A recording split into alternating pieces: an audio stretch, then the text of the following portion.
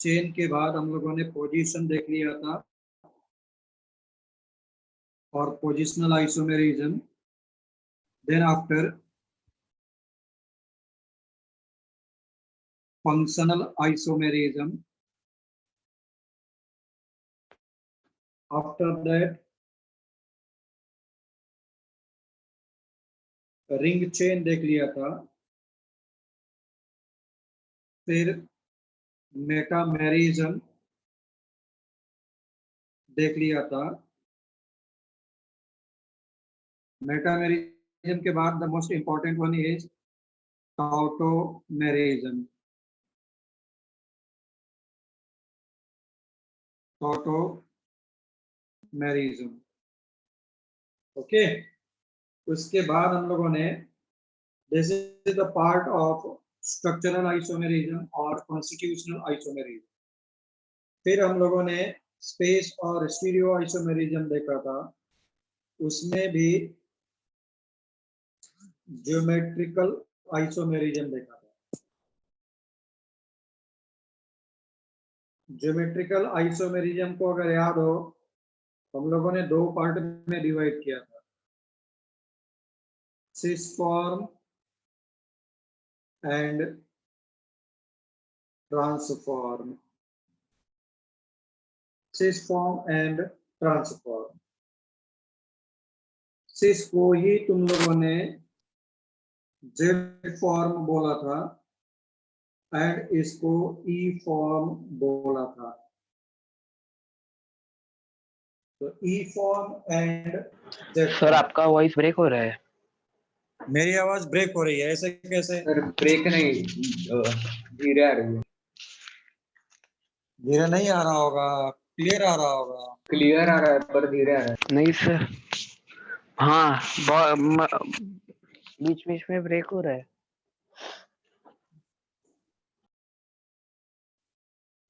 लो भाई, ईशान बोले no sir it's loud and clear.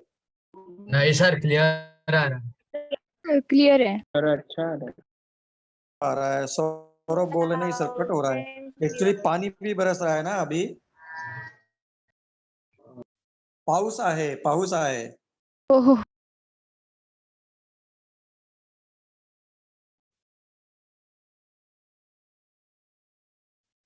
हाँ ठीक है, चलो भाई आ जाओ। Now the next heading please. मैं ज्योमेट्रिकल का अगर लोग भूल गए होंगे तो मैं और भी थोड़े से प्रॉब्लम को करा देता हूं।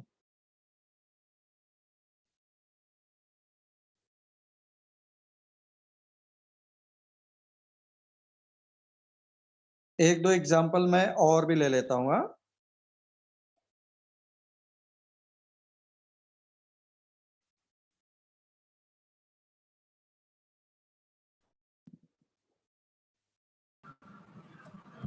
अब देखो, मुझे सिस या ट्रांस पहचानना था। It was by CIP rule.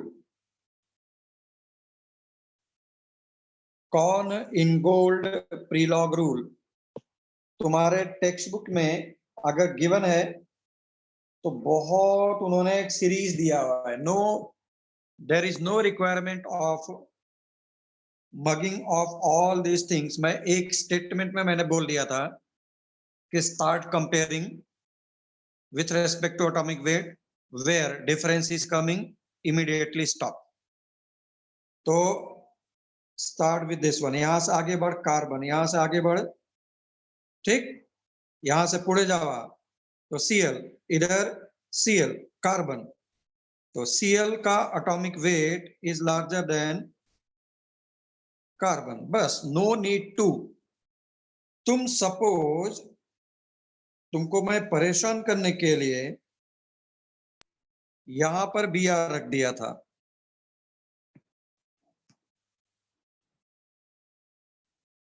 ठीक है। अगर मैंने वहां पर Br रख दिया था, बोले माय वॉइस इज इनऑडिबल, ऐसे कैसे? सर ऑडिबल है सर। हाँ भाई, जिसको ऐसा लग रहा होगा ना तो प्लीज रीज्वाइन कर लेंगे फिर से, ठीक है ना। Yes, now left side carbon, this is carbon and this is fluorine. Fluorine का atomic weight is larger than, larger group नहीं देखना है, larger group देखेगा तो it will be wrong. ठीक है ना? So now this is the geometrical axis. Geometrical axis के अराउंड बल्कि बल्कि यानी बड़े बड़े ग्रुप जिसको मैंने 1 दिया है वो सेम साइड है, और देखो जो लाइटर ग्रुप है वो सेम साइड है, तो दिस इज सिस फॉर्म. तो इंस्टेड ऑफ राइटिंग सिस तुमको बुक्स वगैरह में जेड फॉर्म मिलेगा. तो मैं एक तुमको ब्रीफ रिवीजन करा दिया मैंने यार, प्लस हाउ CIP रूल, क्योंकि मुझे पता है दिवाली में एक भी पेज तुम लोगों ने पलटा नहीं होगा.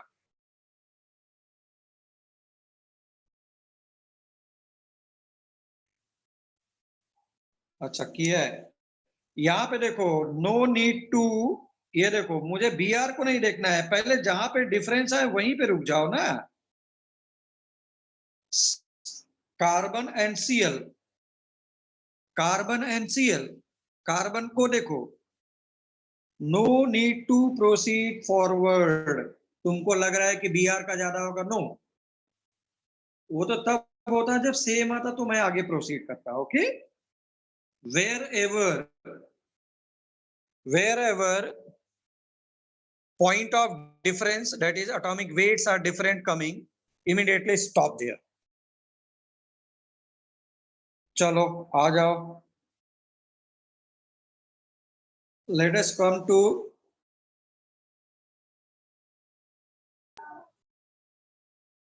optical isomerism.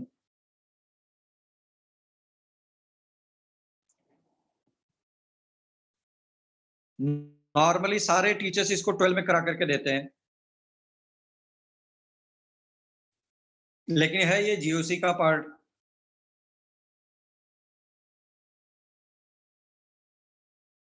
उस टाइम पर हम लोग फिर से दोबारा कर लेंगे, उसमें क्या है. ठीक है ना?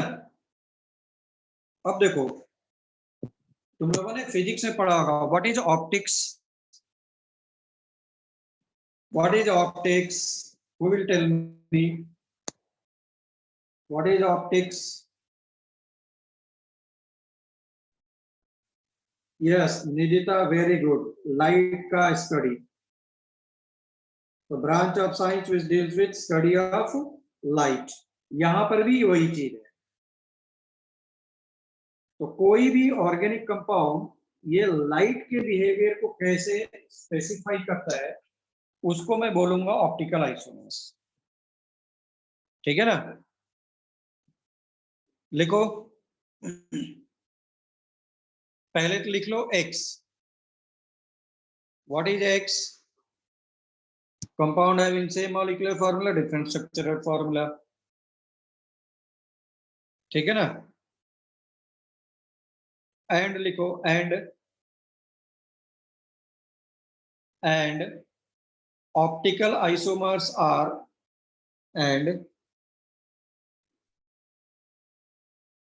optical isomers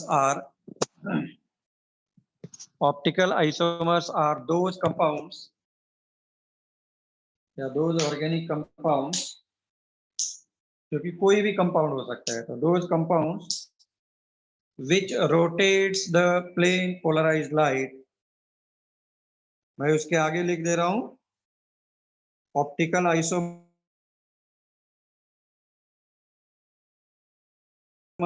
are those compounds which rotate plane polarized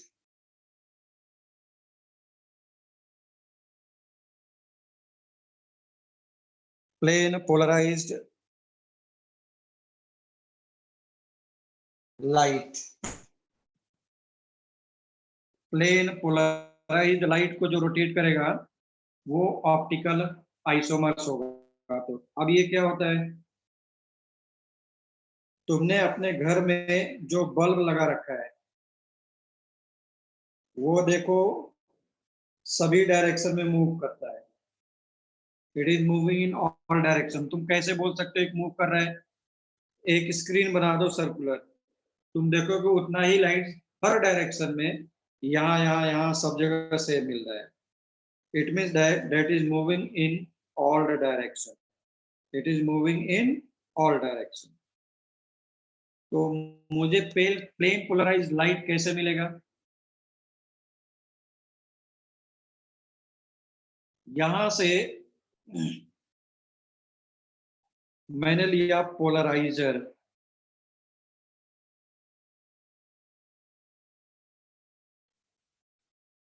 polariser लिया तो उसका शेप कैसे भी हो सकता है, मैंने ऐसा रिप्रेजेंट कर दिया। Now what is the function of polarizer?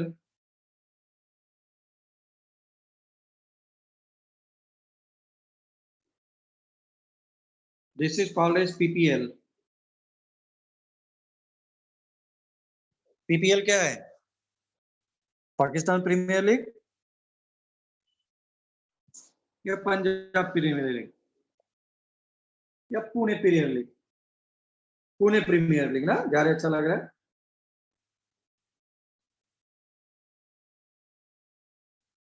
तो पुणे प्रीमियर लीग नहीं है भाई, this is plane polarized light. What is plane polarized light? ये सिर्फ एक डायरेक्शन में मूव करेगा। Yes, very good. ये सिर्फ एक डायरेक्शन में मूव करेगा। इसके पहले जो ऑर्डिनरी लाइट था, this is called as ordinary light. Why ordinary light? It is moving in all direction. Aditya तेरा एनोटेट हो रहा है, मैं एनोटेशन को हटा ही दे। ये ले, ये क्या है? Ordinary light. It is moving in all direction. This is called as plane polarized light. Plane polarized light.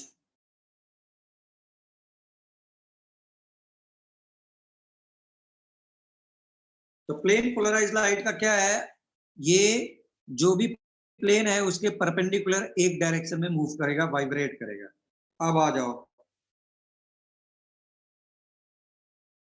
तुमने यहां पर ये ऑर्गेनिक कंपाउंड का सैंपल रख दिया।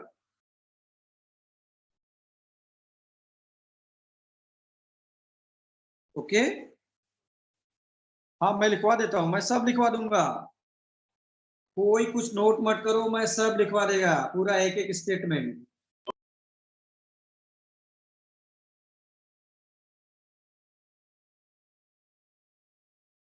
ऐसा कभी हुआ है क्या मुझसे कुछ बाकी रह गया हो?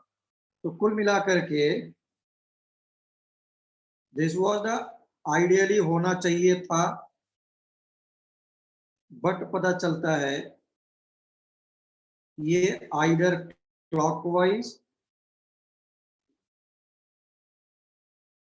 और एंटी क्लॉकवाइज डायरेक्शन में मूव कर जाता है, किसी भी डायरेक्शन में जा सकता था। ये कहां से पता चला तुमको? तुमने इंस्ट्रूमेंट लगा रखा है,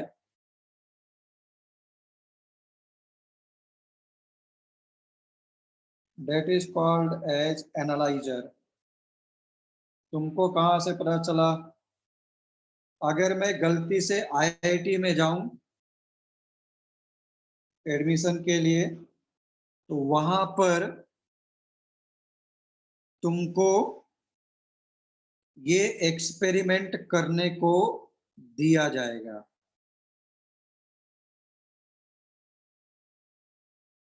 जैसे मैं गलती से पहुंच गया था।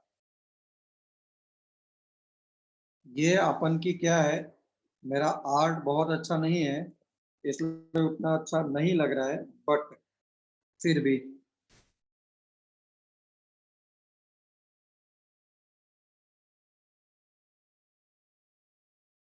ये अपनी आंख है।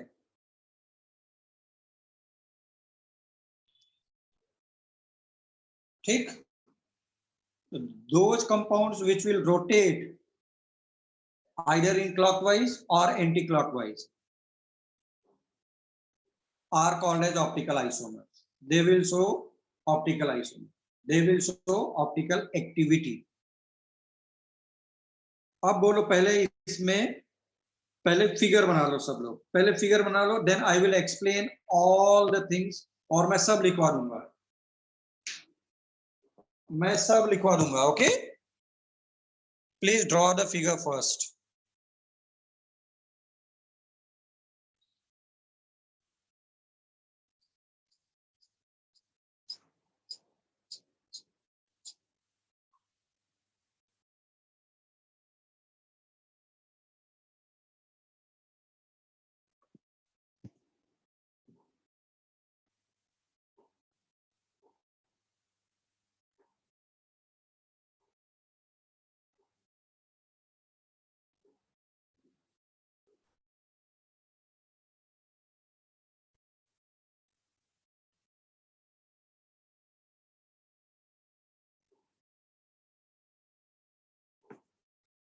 लाइट तो सभी डायरेक्शन में मूव करता है, उसने क्या किया, बाकी सारे डायरेक्शन को एब्सॉर्ब कर लिया.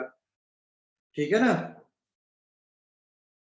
बाकी सारे डायरेक्शन को एब्सॉर्ब कर लिया, एक डायरेक्शन में जाने दिया. This is the property of the polarizer. तो ये क्या हो गया, this is made up of calcite.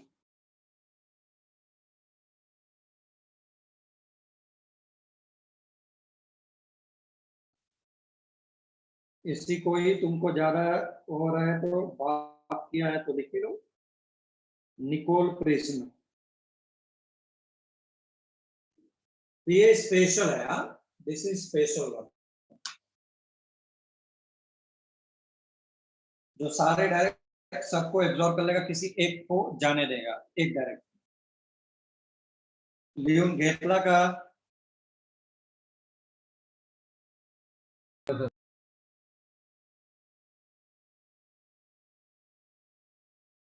सब लोगों ने नोट कर लिया क्या? Yes, done done. So please write down statement. Saurabh तुम्हारे यहाँ पे हुआ था ये सब? आदित्य बोल रहे हैं जस्ट अ मिनट, जल्दी नोट करो प्लीज. नहीं हुआ था, कहीं पर भी नहीं कराते हैं लोग normally. Those who are preparing really for the NEET and IIT, तो वो सब मुझे जानना चाहिए ये सब सारी चीजें. सौरभ बोल रहे हैं उनके यहाँ पे ये नहीं हुआ था, दूसरी कोचिंग से आए हैं. चलो भाई आ जाओ, लिखो व्हेन, एक्सप्लेनेशन लिखो प्लीज, लिखो when ordinary light, when ordinary light, bracket में लिख लो, moving in all direction, moving in all direction, moving in all direction. तो व्हेन ऑर्डिनरी लाइट, ब्रैकेट में लिख लिया, moving in all direction, bracket close, bracket close.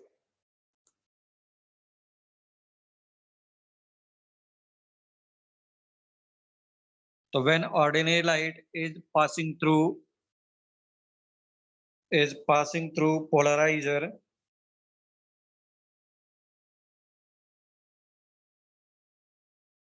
is passing through polarizer, is passing through polarizer, passing through polarizer, which is made up of calcite, which is made up of calcite,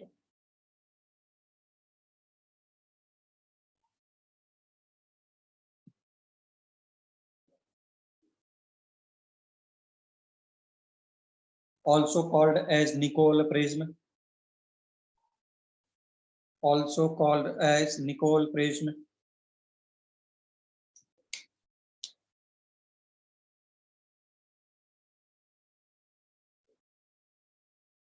Then resultant light obtained is then resultant light, then resultant light, then resultant light obtained is,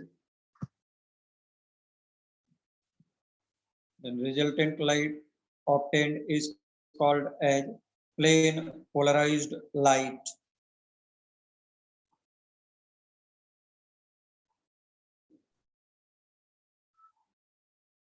Resultant obtained is called as plane polarized light. Plane polarized light.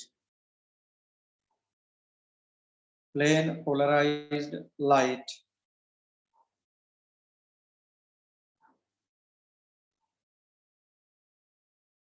Bracket में लिख लो moving in one direction only, moving in one direction only,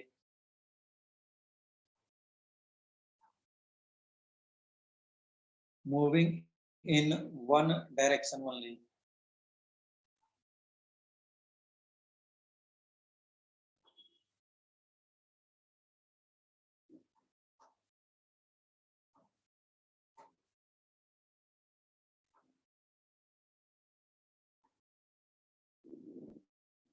अरे इतना slow बोला फिर भी वेदांत बोला है, फिर से रिपीट करिए. Resultant light, resultant obtained light is called as plane polarized light, which is moving in one direction only.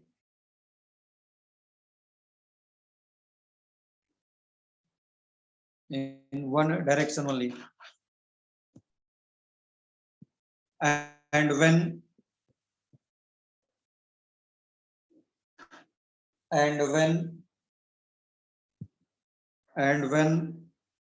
this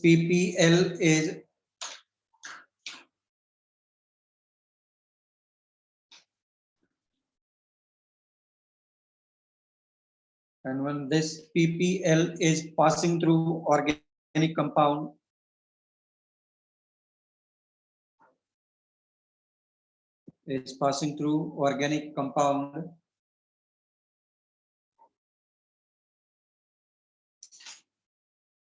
then resultant PPL is, then resultant PPL is,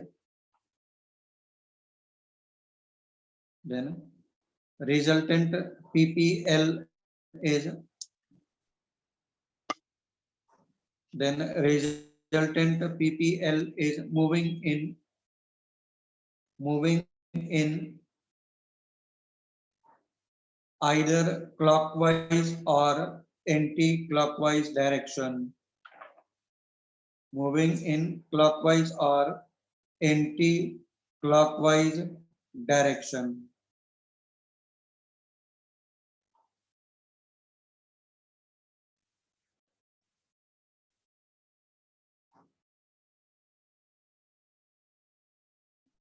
Okay.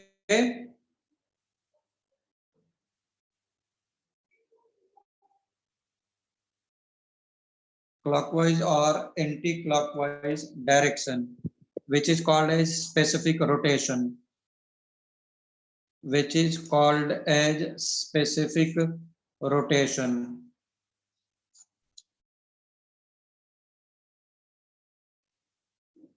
Which is called as specific rotation. Which is called as specific rotation. Observed by analyzer.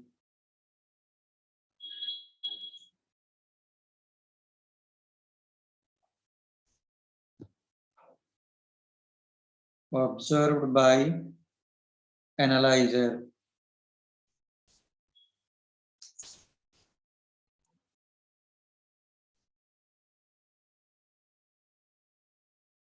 ठीक, यहां तक किसी को भी doubt है क्या? Please, any doubt please?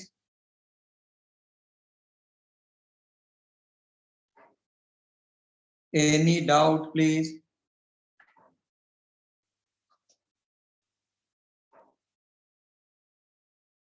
No. काही problem नहीं आए? सही बोला मैंने?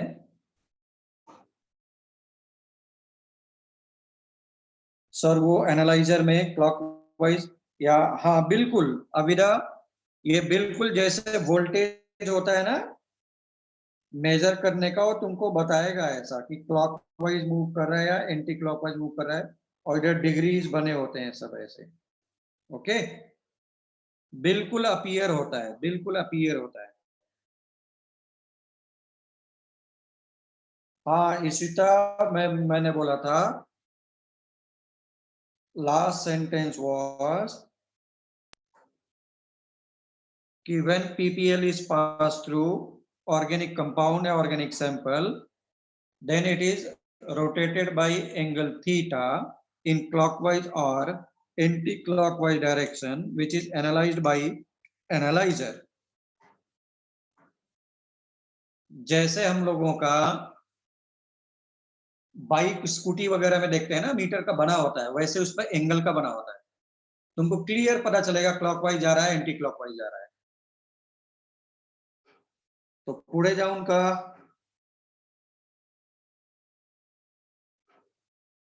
पुढे जाऊन का रे? Yes, sir. Yes, sir. चलो लिखो।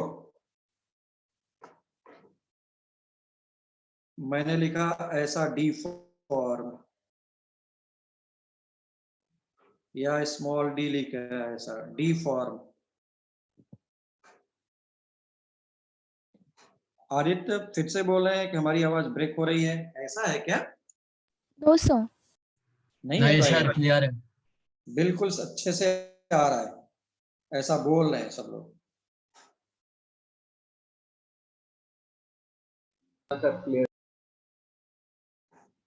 प्रथमेश तुम्हारा घर तो बड़ा अच्छा है भाई, और सो करके पढ़ रहा है। अरे बाबा, ये कौन सी स्टडी स्टाइल है रे?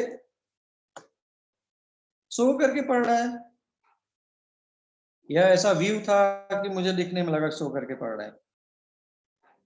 लिखो डी फॉर्म क्या होता है? जब प्लेन पोलराइज लाइट ना क्लॉकवाइज रोटेट करे, उसको मैं बोला करता हूं dextro rotatory. D form D से लिया, तो लिख लो, लिखो लिखो those compounds which will rotate या when light is rotated, जो भी लिख लो। those compounds which will rotate plane polarized light PPL, बार बार नहीं लिख सकते हम लोग, चाहो तो PPL लिखो, बट एग्जाम में पूरा फुल फॉर्म लिखना है, नहीं तो मैं नहीं जानता, वो पुणे प्रीमियर लीग ही समझेंगे, समझ लो। तो when, या मैंने लिख दिया any organic compound rotates plane polarized light in clockwise direction, then it is called as D form, then it is called as D form। ठीक, दूसरा है L फॉर्म, दूसरा है L फॉर्म। ये क्या करेगा? प्लेन पोलराइज लाइट को anti clockwise direction में रोटेट करेगा। लिखो देखो those compounds which are rotating PPL, those compounds which are rotating PPL, those compounds which are rotating PPL in anti-clockwise direction, which are rotating PPL in anti-clockwise direction,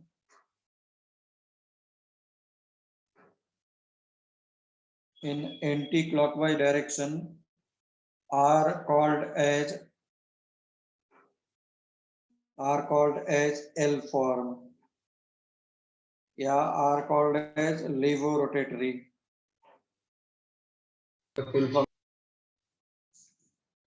Are called as L form or levorotatory.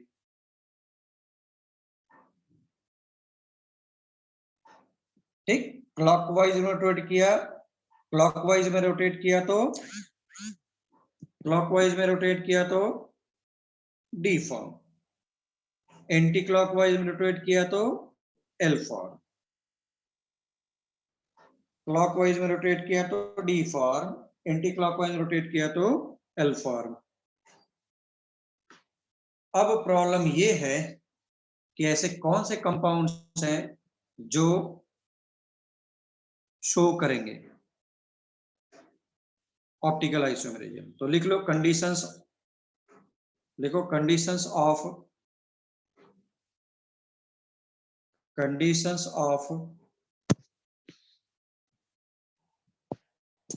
conditions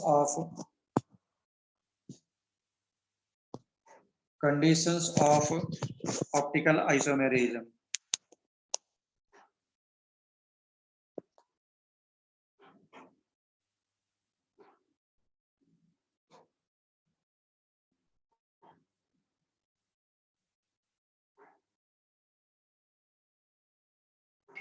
First क्या? time.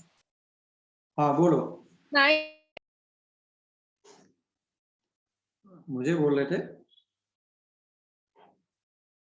अच्छा चलो भाई आ जाओ, लिखो लिखो if compound is having chiral center, if compound is having chiral center,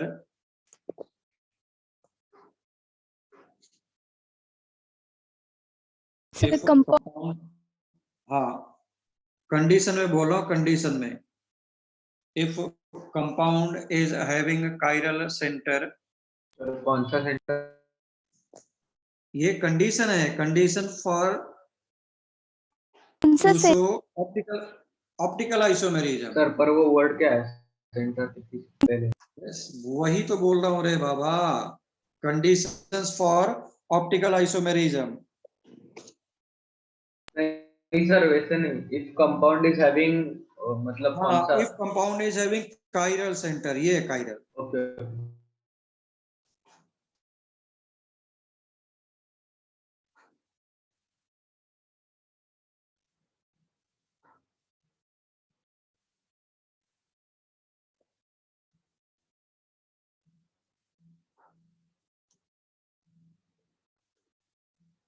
अरे लिखो तो पहले, अभी लिखो तो पहले, ऐसा कैसे हो सकता है कि मैं नहीं बताऊं?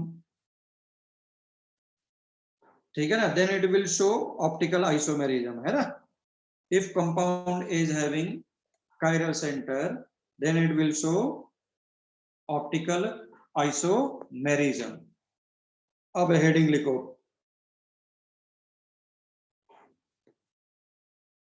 chiral center या chiral carbon क्या होता है? लिखो if all four groups attached to the,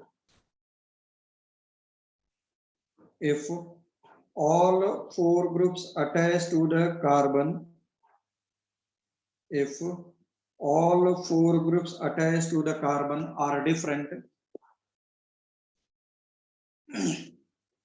if all four groups attached to the carbon are different, if all four groups attached to the carbon are different, then it is called as chiral carbon or chiral center।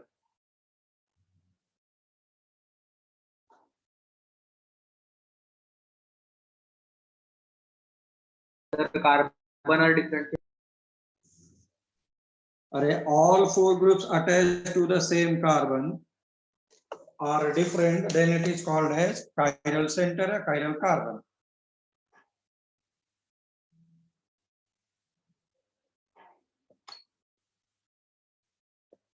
ठीक है। If all four groups attached to the same carbon are different, then it is called as chiral carbon or chiral center. तो CET में तो आज भी पूछ लेता है कि कौन सा शो करेगा कौन सा नहीं करेगा। For example this one is chiral centre, उसको स्टार मार्क से डिनोट कर देता हूं। All four groups are different. All four groups are different.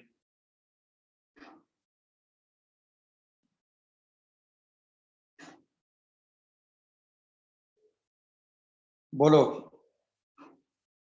ये शो कर रहा है क्या नीचे वाला?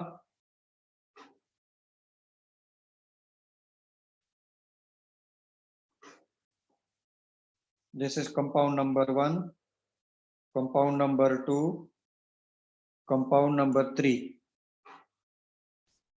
नहीं भाई, शो नहीं कर रहा because both are C2H5, both are C2H5, इसलिए ये कायरल नहीं है। इसलिए क्या हो गया, इसको वर्ड यूज करेगा ए कायरल, और इसको वर्ड यूज करेगा सिमेट्रिकल या एसिमेट्री।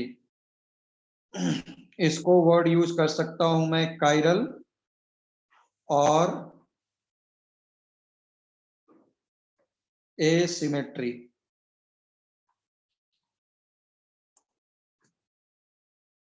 यस, कायरल सेंटर होगा तो स्टार लगा दो।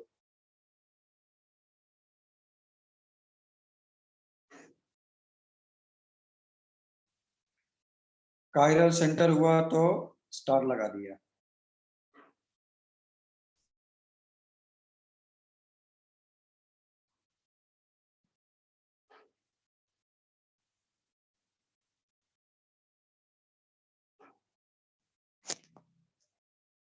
तुमको कहीं कहीं पे चिराल भी, कुछ टीचर चिराल्स बोला करते हैं, चिराल। तो मुझे नहीं पता, ये उनका है अपना।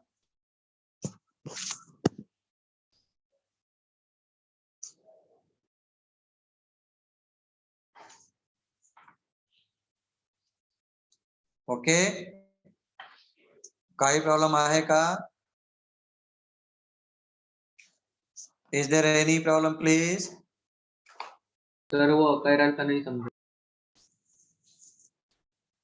कौन है ये कायरल का जो नहीं समझा?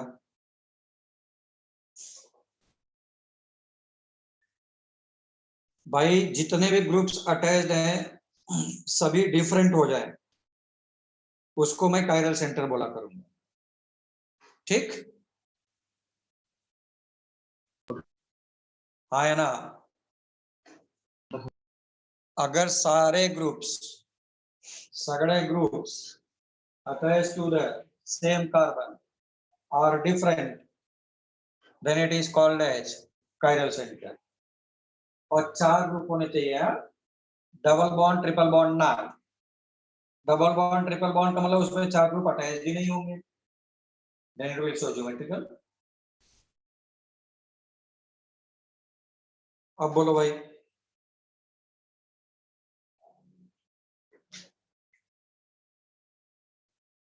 हाँ भाई, ग्रुप्स का मतलब क्या हो गया? कोई भी एटम भी ले सकता हूं मैं।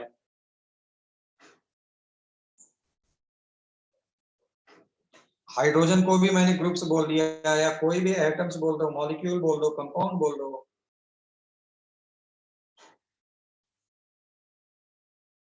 चलो आ जाओ,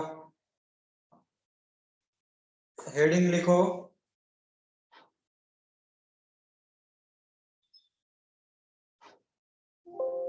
रिलेटिव कॉन्फ़िगरेशन। तू पहचानेगा कैसे? तुम कैसे पहचानेगा कि ये ऑप्टिकल आइसोमेरिज्म शो करेगा? वो तो कायरल हो गया। कायरल के बाद बोल रहा हूं, तुझे कैसे पता चलेगा डी है एल है? वो देखो,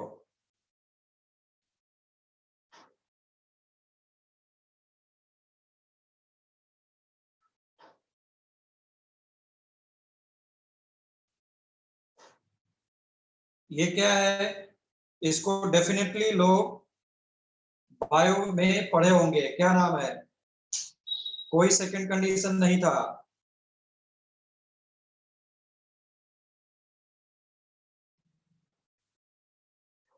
बोलो भाई, इसका नाम क्या है? नाम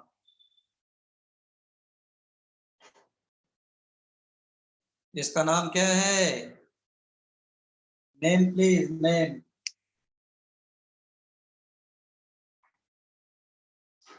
नेम प्लीज। डेफिनेटली सब लोगों ने पढ़ा है, those who are in bio, I mean for NEET. सब लोगों ने इसलिए पढ़ा है क्योंकि वहां पे कार्बोहाइड्रेट्स पढ़ा होगा, और that is they are nothing but aldehydic और कीटोनिक सुगर्स नाम सुना होगा। ये एल्डिहाइडिक शुगर है, सबसे छोटा शुगर। ट्राइओस, 3 कार्बन है इसलिए ट्राइओस। क्या नाम था? This is glyceraldehyde. ठीक, ये कायरल है क्या? बिल्कुल है। क्यों है? ऑल 4 ग्रुप्स ऊपर नीचे से सब डिफरेंट है। इसको पकड़ो। इसने बोला कि अगर ये glycerol डिहाइड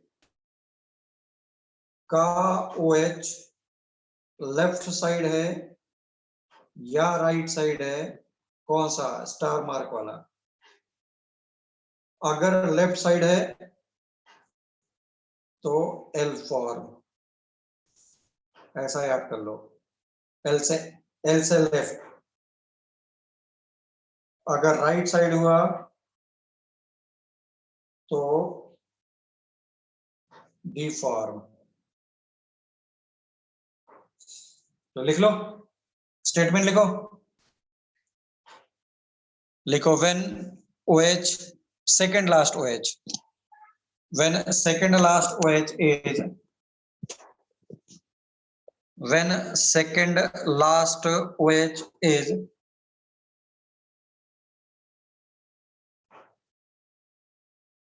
when second last OH is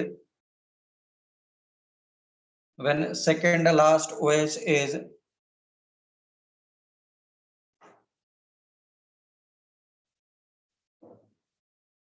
when second last OH is right side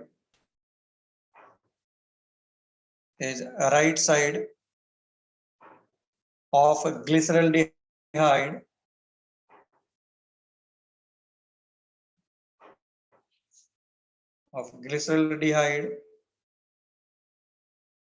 then it is called as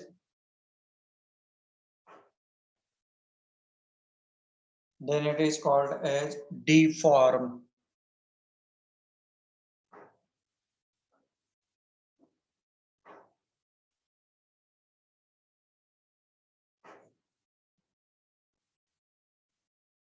Take, then it is called as D form. And if second last OH is left side, if second last OH is left side, and if second last OH is left side, and if second last OH is left side,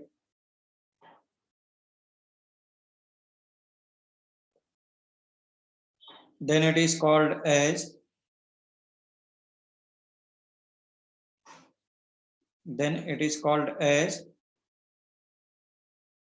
L form.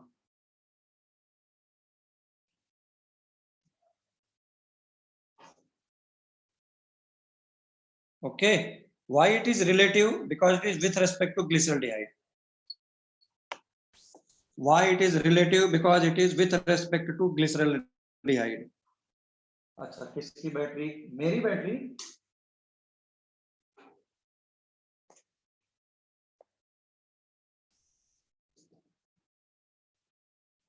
Okay,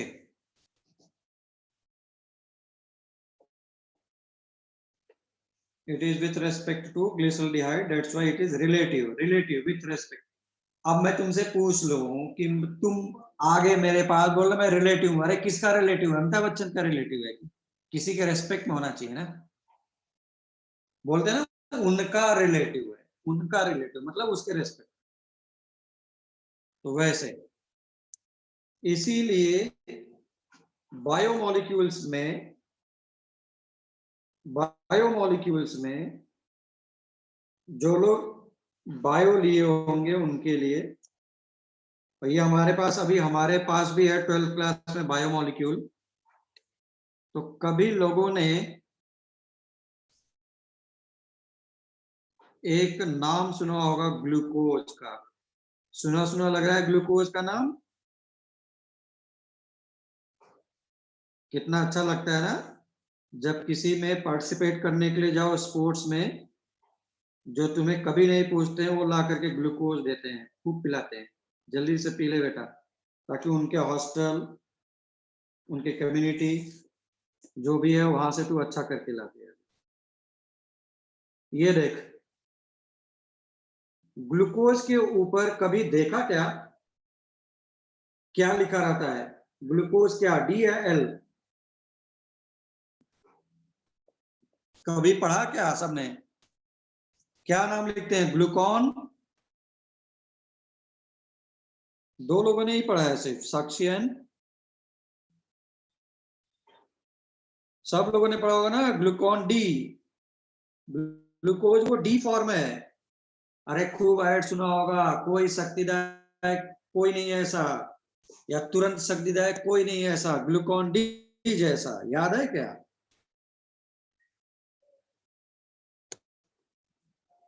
तुरंत शक्तिदायक कोई नहीं ऐसा, Glucon D जैसा।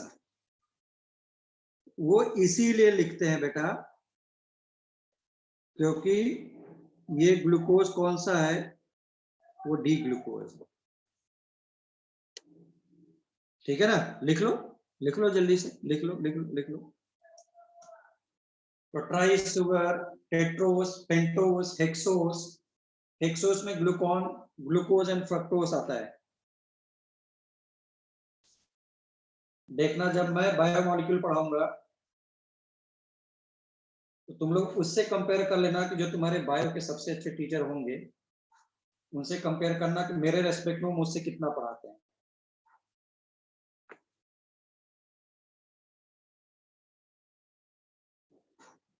तुमको लगेगा कि मुझे bio ज्यादा आ गया बायोमोलिक्यूल का। हो गया भाई?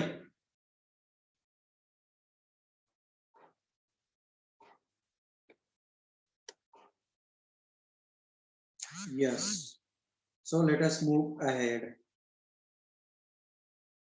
प्रॉब्लम ये है कि अभी तुमने बोला कि सेकेंड लास्ट OH होगा तो ऐसा होगा। इसका मतलब ये हो गया कि जिस कंपाउंड के ऊपर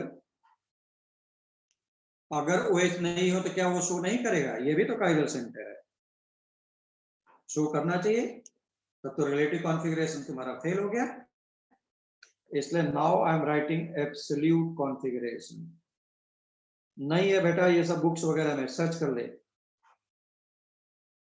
डायरेक्ट डेफिनेशन और ये सब वो सब दिया। इवन 12th क्लास में जो टीचर्स वगैरह कराएंगे डायरेक्ट क्या होता है, कैसे निकालते हैं, डायरेक्ट खत्म।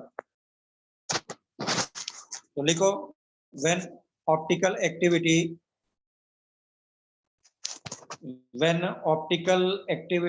Is defined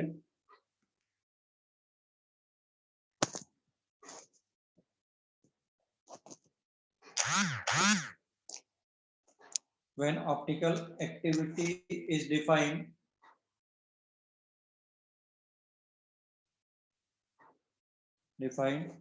not with respect to not with respect to glyceraldehyde unit,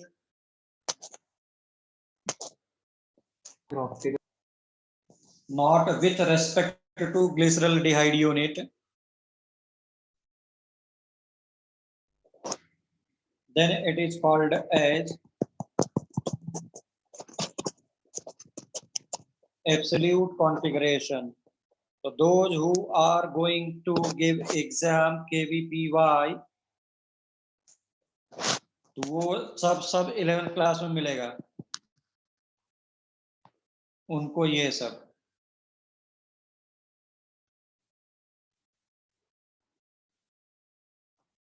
sir when optical के बाद क्या? हाँ वेन ऑप्टिकल क्या बोला था मैंने?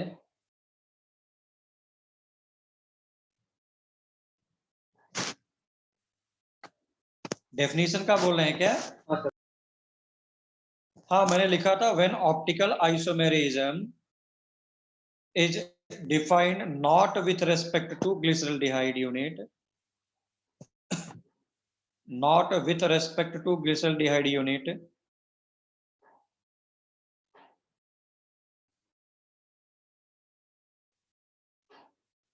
then it is called as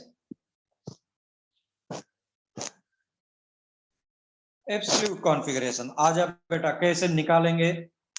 अब कोई कुछ नोट नहीं करेगा, चुप मार करके रखो। देखो तो वो लोग का सोचो क्या हालत होगा जिनको यही नहीं पहचानने आता है कि मैं प्रायोरिटी कैसे दूंगा, तो ये तो नहीं कर सकते एनी टाइम, जो कि दूसरे कोचिंग्स वालों के साथ होता है, स्पेशली इन कोथरूड बेल्ट। तो अब देखो ग्रुप प्रायोरिटी लो, इधर से आगे बढ़ Br, Cl, C, hydrogen, which one is having highest atomic weight? बोलो, which one is having highest atomic weight? जल्दी बोल, which one is having highest atomic weight? लिखो सब लोग, मेरे पास तक आना चाहिए।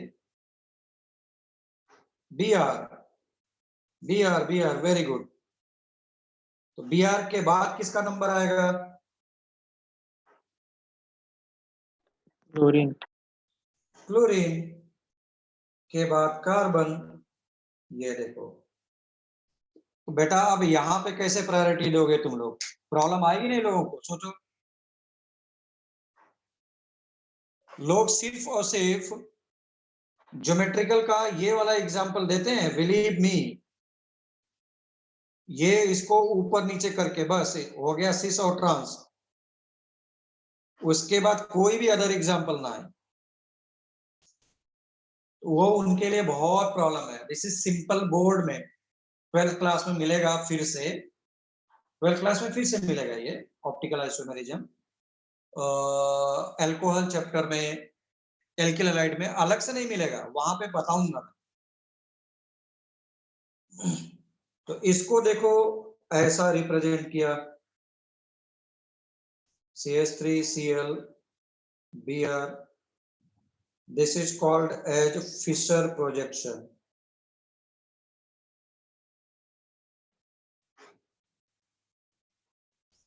ऐसा तो नहीं बस फिश का नाम सुन करके मुंह में पानी आ गया जो लोग खाते हैं।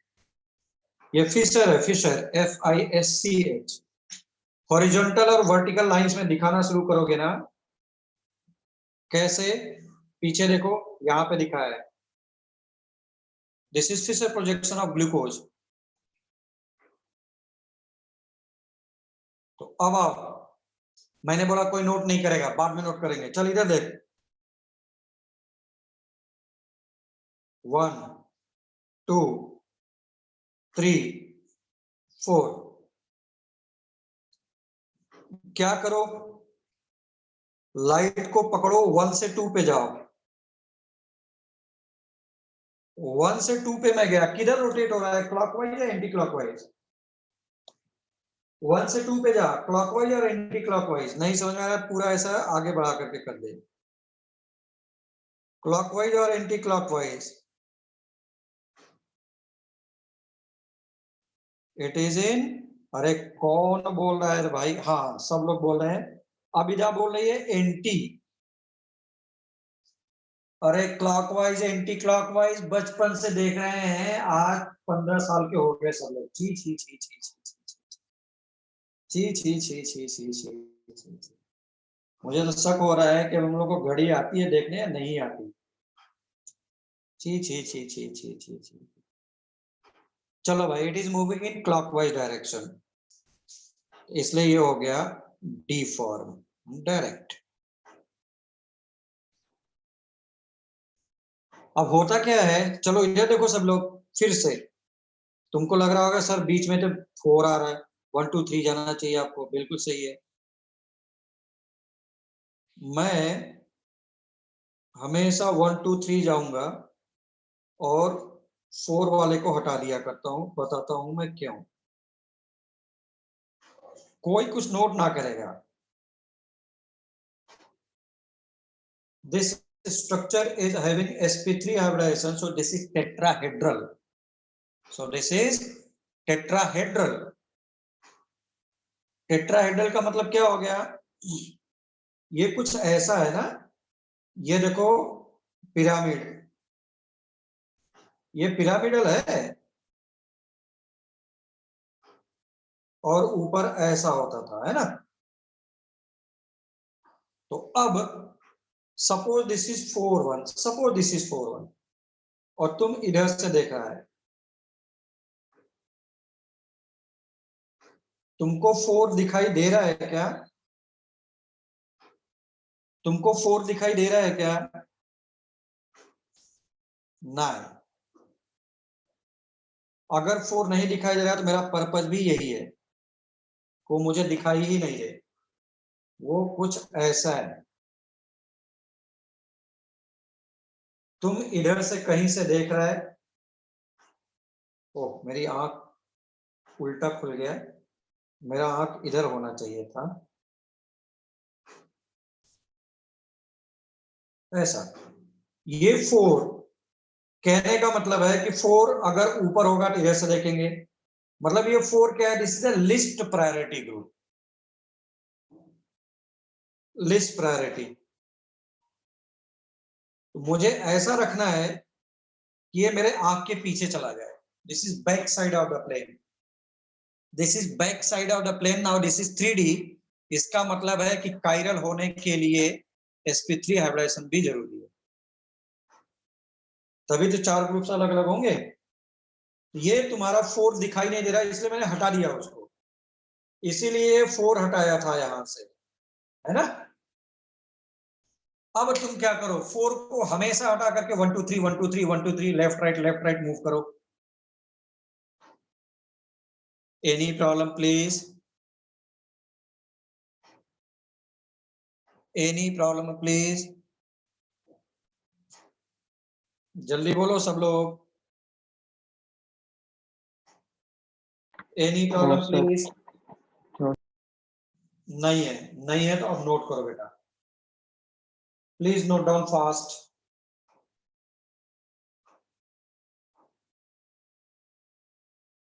मैंने टेक्स्ट बुक को बहुत अच्छे से एक्सप्लेन किया है, D form and L form. D form को ही मैंने आर फॉर्म बोला था, डी फॉर्म को आर फॉर्म बोला था, रेक्टस, और एल फॉर्म को एंटी क्लॉकवाइज सिनिस्टर बोला था। R form and S form, S form L form, R को D form. Okay, is there any problem right now?